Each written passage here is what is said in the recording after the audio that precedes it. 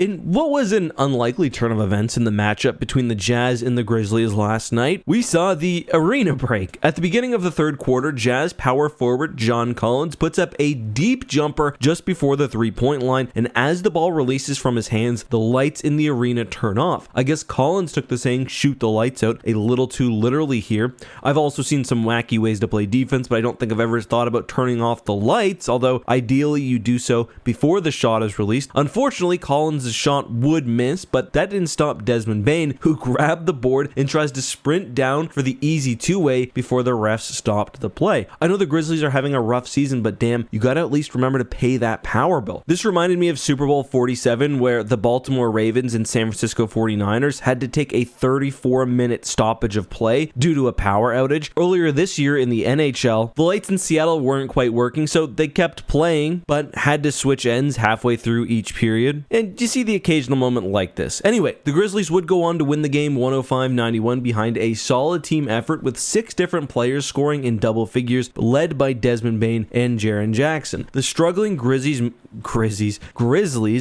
to 4-14 and are second to last in the Western Conference. With Ja Morant expected to return from his 25-game suspension in the near future, I'm a little concerned, however, that it could be a little too late for Memphis this season. Ja Morant, as I'm sure you'll remember, was suspended 25 games for violating a probation agreement he had with the NBA. A lot of people thought he could survive this suspension, especially because the team managed to stay afloat last season when he missed 21 games. However, as I mentioned, they're 4-13. A big reason for this is probably the fact that they didn't re-sign Tyus Jones. He was their backup point guard. He played really well while Ja was out, and of course they're also missing center Steven Adams, who's out for the season. We talked about this a couple of weeks ago, but if you look at the Grizzlies' injury and missing chart, it's not great. Marcus Smart, Brandon Clark, as I mentioned, Steven Adams, Xavier Tillman, they are just banged up, missing pretty much an entire starting rotation and some of their bench. It is nice to see, for example, Derrick Rose step in, go 7 for 11 from the field in that recent win, but I mean, they're already 4 games behind the play-in spot and 6 games from the 6th seed. But what do you think? Will the Grizzlies hold on and eventually turn their season around? What is your favorite rink or arena or stadium moment? Let me know down below.